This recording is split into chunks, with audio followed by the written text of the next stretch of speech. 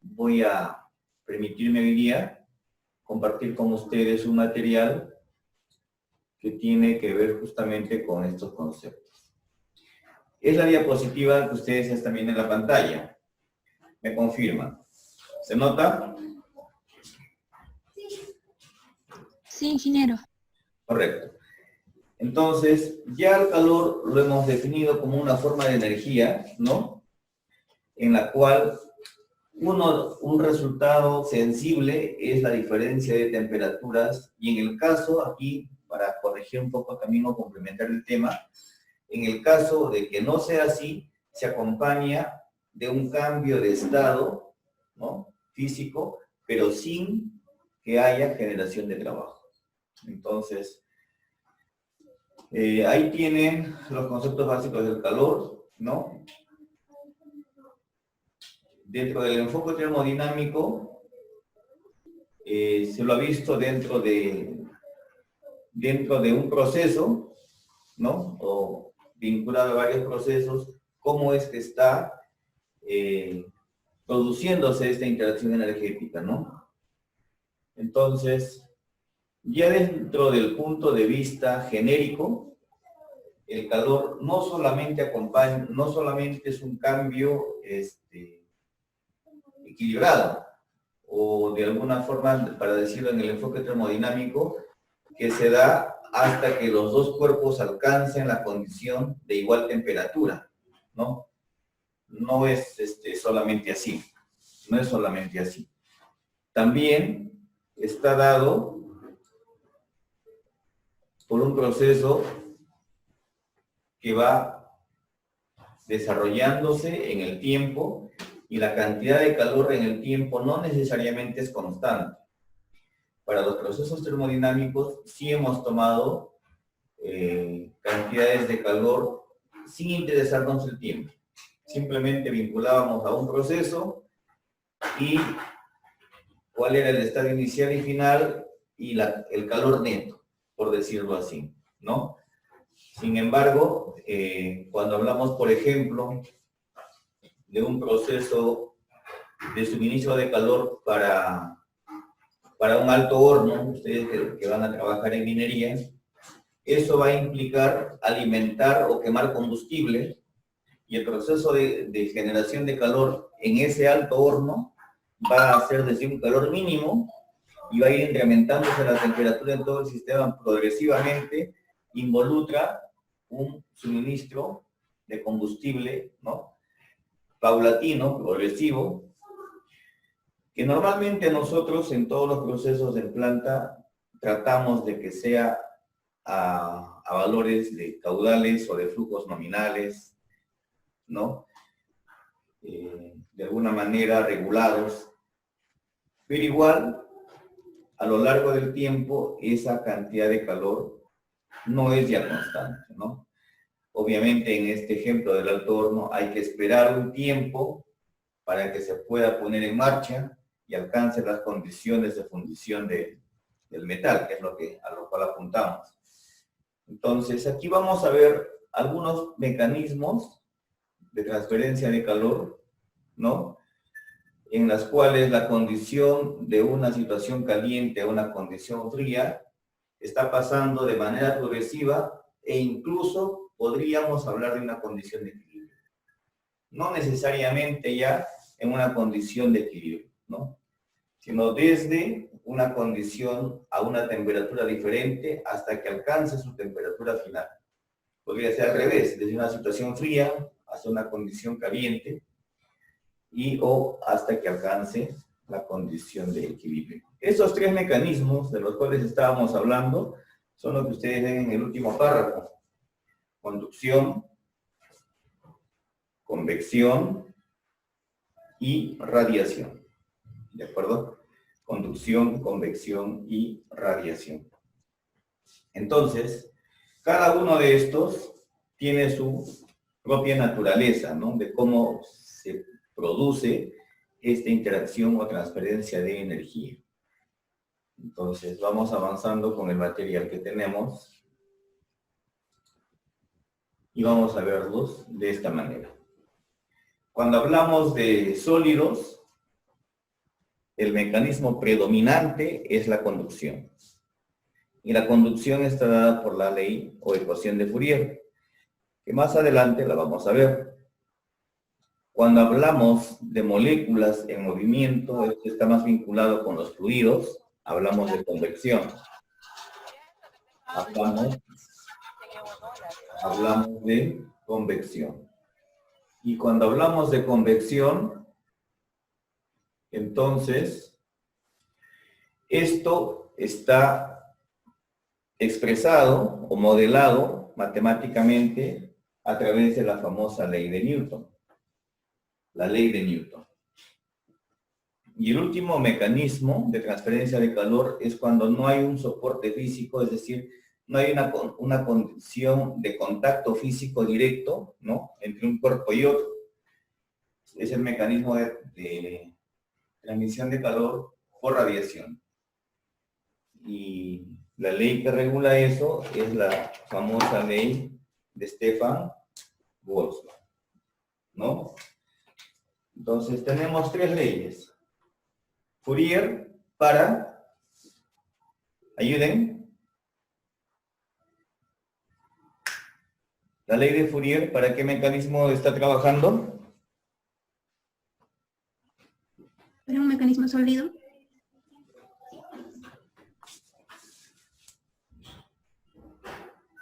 ¿No me escuchan?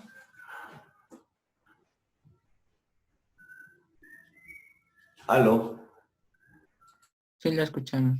Ah, ya, sí. Entonces, para Fourier es la ley de la conducción. Para convección tenemos la ley de Newton. Newton. Y para radiación, la ley de Stefan Boltzmann. Perfecto. Entonces son tres leyes diferentes, ¿ya? Tres leyes diferentes. Muy sencillas cada una de ellas. Repito, conducción vinculada al contacto molecular entre sólidos. La ley de Newton vinculada al contacto molecular pero en movimiento, ¿no? Ahí hablamos básicamente o por ventilación o por circulación de fluidos, podría ser de líquidos. Y el último es sin contacto físico. La ley de Stefan Boltzmann para radiación.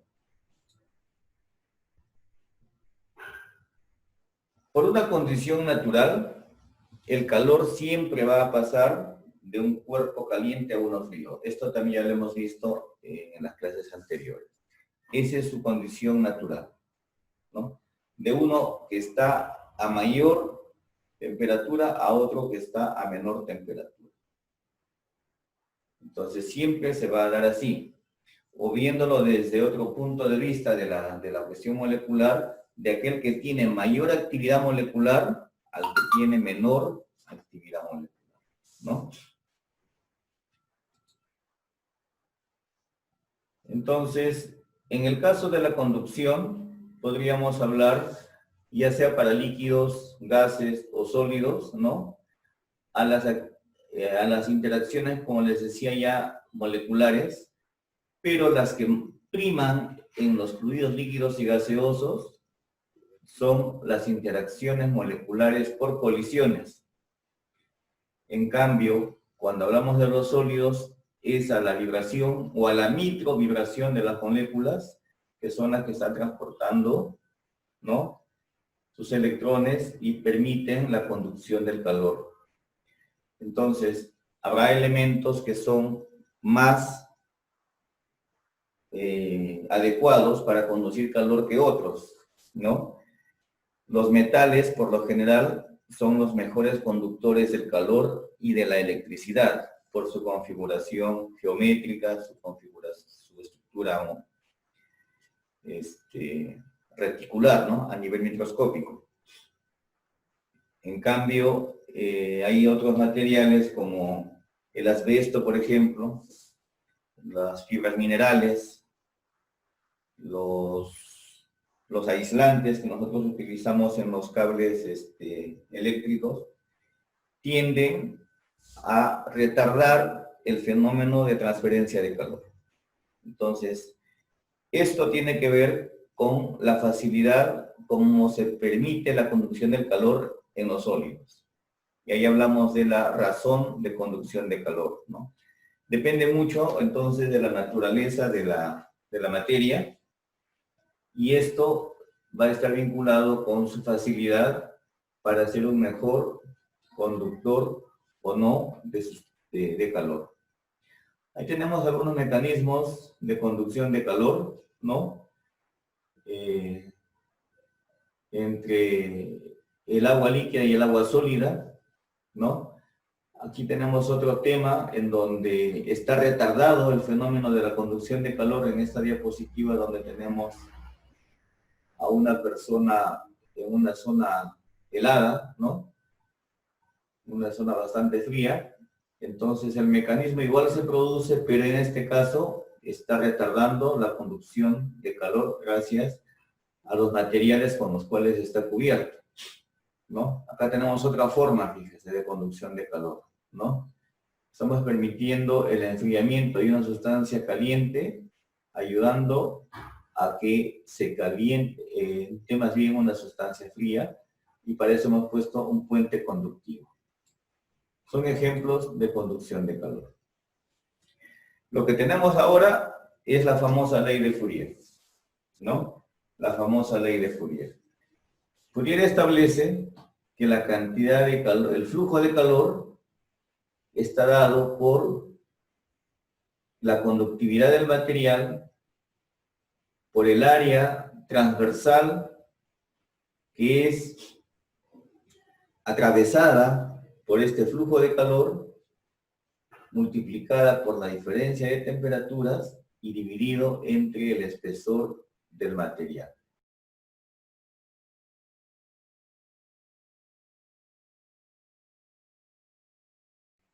¿Ya?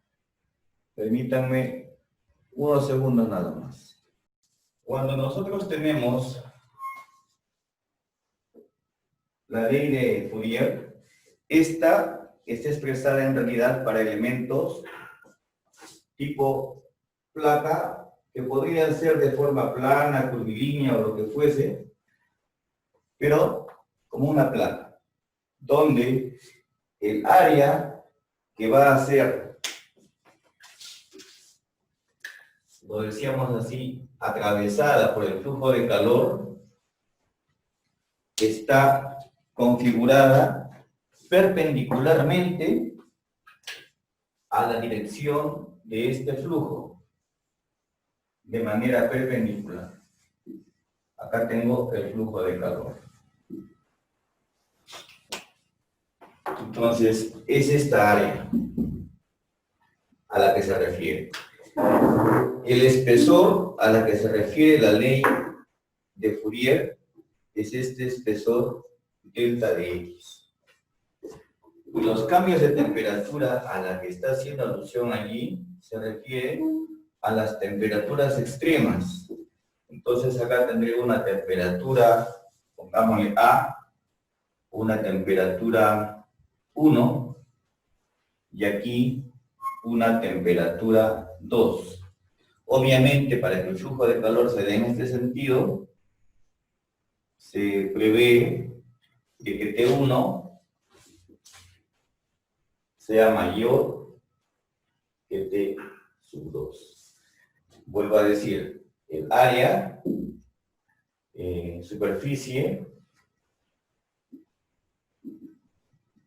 perpendicular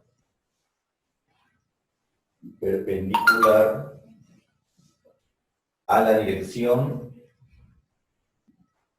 del flujo de calor, a la dirección del flujo de calor. Acá estoy hablando como flujo de calor. Y como flujo de calor, mejor vamos a colocarle otro símbolo, un puntito encima. ¿A qué me refiero con flujo de calor? A la cantidad de calor, la tasa de calor por unidad de tiempo. ¿Ya? La tasa de calor por unidad de tiempo. Y la expresión de Boltzmann es simplemente el resultado de una observación experimental, ¿no? Y todas las leyes de la física son resultados de observaciones experimentales. Si yo tuviese acá, y hablemos del alto horno, una temperatura por encima de los 800, 700, 800 grados centígrados, y pongo acá un metal muy resistente, imaginémonos que exista, ¿no? Pero a la vez tan delgadito, ¿qué creen que me puede pasar si yo apoyo la mano directamente sobre la superficie externa al horno? Es posible que me queme. Pero, si exagero el tema, tengo el mismo horno, la misma temperatura alta aquí adentro, pero esta pared es más grande, es más gruesa, ¿no? ¿Me podré apoyar con más confianza? Sí, ¿no? Un poco más, porque el calor va a tardar un poco en llegar de una zona a la otra. ¿Que va a atravesarla igualmente? Sí, pero lo va a realizar en un tiempo más largo, ¿no? Entonces, ese flujo de calor que hace que se haga más lento, es posible que termine afectando aquí también a una temperatura más baja. En cambio acá, como es más rápido, en el caso anterior, si esto es muy delgado, esa transmisión es casi instantánea, y entonces esta temperatura tiende a ser la misma en ambas paredes, ¿no? Dentro de esta pared, en ambos extremos de la pared en la cual se está produciendo la transferencia de calor. Entonces ya vimos un tema, ¿no? ¿Cómo afecta el espesor? ¿Cómo afecta el área? Si yo esto lo toco con la puntita de un alfiler, la cantidad de calor o el flujo de calor que pase va a ser muy pequeño. Si yo apoyo un dedo, tal vez sea un poco mayor. Si apoyo toda la mano, va a ser más alta. Estamos diciendo que a mayor superficie, mayor calor conducido. A menor superficie, menor calor conducido, ¿no? Ahora, ¿cómo le afectan las diferencias de temperaturas? Esto sí es inmediato. Mientras mayor sea la diferencia de temperaturas, mayor será el flujo de calor. Eso casi no merece muchas explicaciones. Entonces, aquí está justamente la expresión, ¿no? Ah, me falta una característica. La conductividad del material. La conductividad del material. Si el material es muy conductivo, espero que el flujo de calor también sea muy alto. Pero si el material es más bien un aislante, para decirlo de una palabra, tiene baja conductividad, se espera que el flujo de calor sea lento. Entonces, acá tenemos esas condiciones, todas esas condiciones resumidas en la ley de Fourier. El área directamente proporcional al flujo. La conductividad también directamente proporcional. La variación de temperatura directamente proporcional. En cambio, el espesor del material inversamente proporcional. Mientras más delgadito era, el flujo de calor era mayor. Mientras más grande era delta de X, el flujo de calor, ¿no?, era más bajo. Inversamente proporcional. Ingeniero, pero ¿y el signo? Aquí vemos un signo, ¿no? En la diapositiva se mostró un signo. ¿Por qué ese signo? ¿Por qué dice negativo? El signo negativo aparece por la condición de la forma como está produciéndose este flujo de calor. Así como lo he dibujado, y dentro de los convenios que tenemos, de mayor a menor temperatura, ¿no? ¿Este calor es un calor ganado o un calor perdido? ¿Cómo lo están viendo? Así como está, es un calor, ayuden. ¿Está perdiendo calor o está ganando calor? Si su temperatura está disminuyendo. Perdiendo. Está perdiendo. Calor está saliendo, eso está saliendo del sistema. Es un calor perdido. Dentro del enfoque que estamos dándole. Signo de calor perdido, negativo. Signo negativo. Si las cosas están invertidas, es decir, si la temperatura aquí es baja y es alta, esto va a significar que saldrá un calor positivo. ¿Qué significa? Que esa pared está más bien ganando calor. Esto del signo es solamente para darle sentido físico desde el enfoque termodinámico que nosotros ya lo teníamos. ¿De acuerdo? Esto es la ley de Fourier. Este es Fourier y se utiliza para conducción. Y ya que me vine a la pizarra y veo de que la clase se va a consumir con este tema, entonces, ¿cuál es el otro mecanismo que estaba pendiente de ser revisado? Es la ley de Newton, ¿no? Para los procesos de transferencia de calor que se producen por la convección.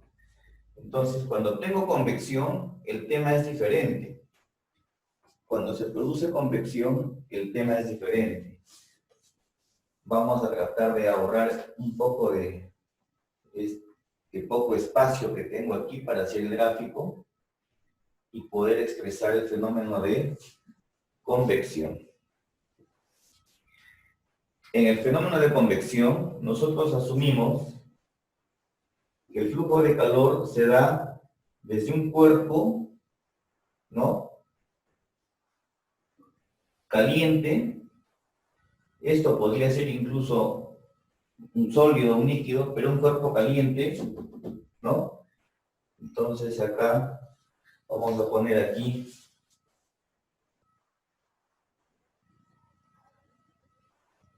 un cuerpo emisor de calor, pero se produce, la emisión del calor se produce hacia un fluido en movimiento. Este fluido en movimiento puede ser líquido o puede ser gaseoso. Entonces, imaginemos que acá tengo una plancha de metal al rojo vivo, ¿no? La plancha metálica al rojo vivo, recién sacadita del horno. Entonces, su temperatura es muy alta. La temperatura, vamos a ponerle T sub P, la temperatura de la pared. Acá. Esta temperatura. Y afuera vamos a tener partículas gaseosas, que puede ser aire perfectamente. Por aquí el aire. Muy bien. Ustedes saben de que la temperatura activa la actividad de las moléculas gaseosas. Entonces, estas partículas de aire, por presencia de esta zona caliente, van a empezar a movilizarse, ¿no? Y recordemos la ley de los gases ideales, presión-volumen igual a MRT, ¿no? Si la temperatura aumenta, PV igual a MRT, entonces, ¿qué pasa con la densidad, que es masa entre volumen? Presión entre RT. Si la temperatura aumenta, la densidad disminuye. Y eso hace que estas partículas, las que están más cercanas a la zona caliente, empiecen a flotar y se vayan desplazando hacia las partes superiores. Y va creando una especie de movimiento, ¿no?, de vientos, de corrientes convectivas. A medida que llegan a determinadas zonas alejadas, pierden sus temperaturas o bajan, ¿no?, van disminuyendo su temperatura, se van enfriando, y entonces las partículas tienden a, digámoslo así, a regresar a las zonas, ¿no?, más bajas. Esto genera un movimiento de moléculas que permite el flujo de calor. A esto le llamamos convección. El flujo de calor por convección, vamos a ponerle como un subíndice H. Es mucho más simple. Dependerá del área. A mayor área, más convección, obviamente, el área. Y depende de la variación de temperatura, es decir, depende de la temperatura de la pared y depende de la temperatura externa o del fluido, vamos a ponerle aquí T sub F. Entonces, en este caso, si el flujo de calor está yendo en esta forma, por convección, será igual a mayor área, a mayor gradiente de temperaturas, Tp menos Tf. Pero hay un coeficiente más. Hay un coeficiente más, que es el famoso coeficiente de convección, o el coeficiente de Newton, ¿no?, para convección de calor. Y ese coeficiente simplemente es H. Entonces, esto es la ley de Newton, por lo menos estos dos vamos a revisarlo en la pizarra, vinculado para convección.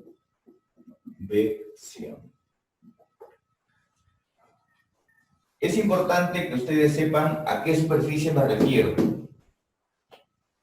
En ambos casos, la superficie es la superficie transversal al flujo de calor. En ambos casos de estas dos leyes. Es importante que identifiquemos este delta D, que se refiere al espesor de las placas, ¿no?, a los cambios de temperatura. Las dos zonas, ¿no?, los dos extremos, acá fíjense, entre la zona caliente o el cuerpo emisor y el fluido, y la temperatura, y el fluido, ¿no?, la superficie que emite calor. Con eso, yo creo que no debemos tener ninguna dificultad para aplicar ambas leyes. Lo que sí es importante resaltar son las unidades. La conductividad, sus unidades van a ser, como es en flujo de calor, watts por cada metro cuadrado, ¿no?, por cada grado centígrado o grado Kelvin, si ustedes lo prefieren. Cambios de temperatura, ya hemos visto en más de una ocasión es lo mismo, en grados Kelvin o en grados centígrados, y por cada metro entonces. Y esto simplifica acá. La conductividad en watts, metro, grado Kelvin. ¿Por qué watts, no joules? Porque estoy hablando de flujo de calor. Y coeficiente, o las unidades del coeficiente de convección. Mucho más fácil. Este sí está en watts por cada metro cuadrado y por cada grado Kelvin, ¿no? Entonces, estas son las unidades internacionales. Ahí tienen estas dos fórmulas detalladas en su explicación, en su enunciado, el por qué se anuncia de esa forma y a qué se refiere cada uno de los términos. Y espero que haya servido.